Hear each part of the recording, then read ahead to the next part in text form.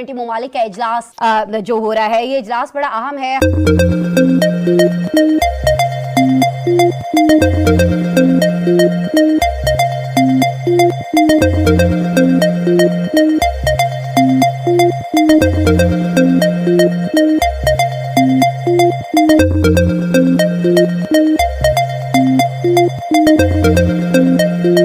लेकिन उनका जो एजेंडा है इट्स क्वाइट बिजी, मतलब वो 45 घंटे गुजारेंगे वहां पर, जिसमें 3 सेशंस वो अटेंड करेंगे।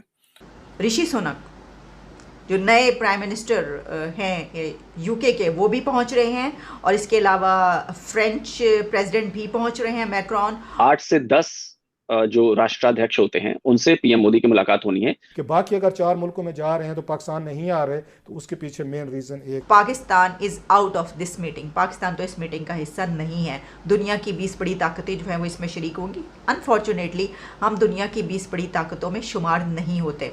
यही वो फॉरेन पॉलिसी है जिस फॉरेन पॉलिसी की सजा हमें निकालने के उसमें मिली। क्योंकि ऋषि सुनक वो पहली उनकी ये इस तरीके से मीटिंग होगी, तो हम ये देखेंगे कि वहाँ पर एक बड़ा इवेंट वो फर्स्ट टाइम अटेंड करने जा रहे हैं। मैं समझती हूँ कि उनकी एक मीटिंग तो मैं देख रही हूँ कि एजेंडा है इट्स क्वाइट बिजी, मतलब वो 45 घंटे गुजारेंगे वहां पर, जिसमें 3 सेशंस वो अटेंड करेंगे। It is very interesting, the sessions he is attending I don't think are the same sessions जो बाइडेन अटेंड कर रहे हैं, एक्सेप्ट फॉर द शेड, जैसा कि जॉइंट लंच है, जॉइंट डिनर है, वो सब जो कल ही सारे के सारे कल होने वाले हैं। सो वहां पे तो वो होंगे, but he is focusing on health और जो फूड और फर्टिलाइजर की जो शॉर्टेज सप्लाईज है, हेल्थ और इन चीज़ों पर वो तवज्जो कर रहे हैं। सो इंडिया का जो एजेंडा है जो सेट होने वाला है G20 के लिए, it is also focused on the issues that he will be addressing in this meeting. तो मुझे लगता है कि India is going to go, India जो G20 का एजेंडा सेट करेगा, it is going to be very non controversial. समझ रहे हैं, बिल्कुल नॉन कॉन्ट्रोवर्शियल। एक बात जो फॉरेन मिनिस्टर जयशंकर ने कहा कि India is going to seek to give voice to the global south, ये बहुत इंपॉर्टेंट है। फॉर एग्जांपल, ये जो G20 है, ये टॉप 20 इकोनॉमी, दुनिया के टॉप 20, तो 20 मुल्क हैं, लेकिन 75% ऑफ द ग्लोबल जीडीपी है। समझ गया? तो it is a very useful club. छोटा ग्रुप होने के वजह से डिसीजन मेकिंग, पॉलिसी मेकिंग आसान हो जाती है, और because they have so much cloud कि दूसरी कंट्रीज को कोई चॉइस नहीं है। अगर ये 20 मुल्क मिलकर कोई रूल्स बना लेते हैं, तो फिर गैम्बिया या टैंजानिया या श्रीलंका तो ये नहीं कहेगा कि भाई we will not follow these rules, हम नहीं थे वहां पर।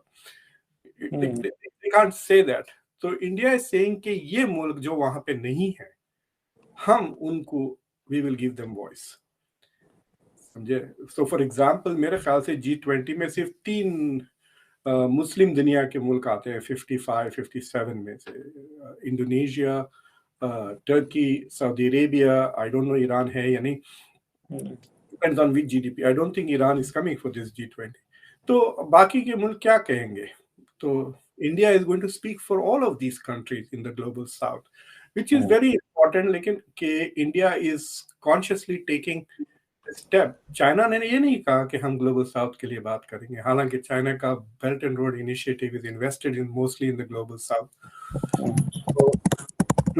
So that looks very important कि India is going to raise the concerns of the global south. So ये जो shortages of food, shortages of fertilisers, health care, ये these are condition, ये सारे के सारे ग्लोबल साउथ के इश्यूज हैं।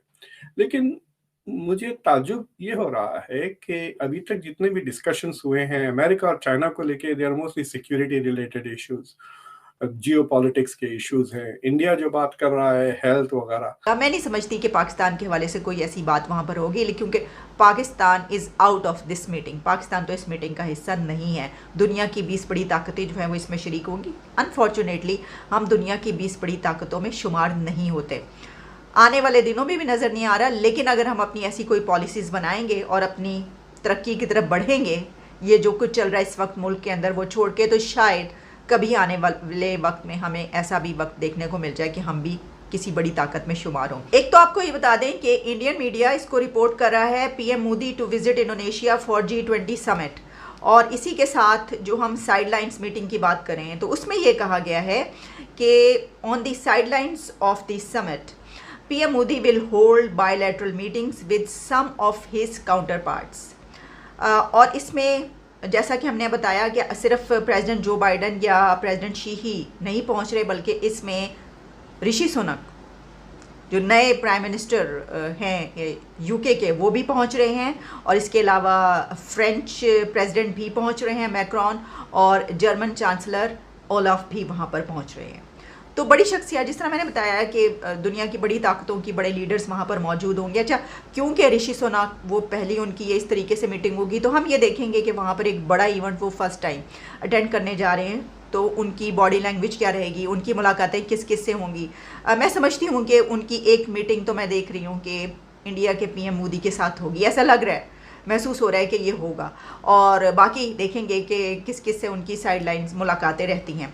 अच्छा, इसमें फिर एक और बड़ी अहम बात की गई है, और वो ये, जैसा मैंने आपको पहले बताया कि क्या इन मीटिंग्स में यूक्रेन वॉर के हवाले से बात होगी, तो कहा गया the leaders are expected to deliberate on the Ukraine conflict.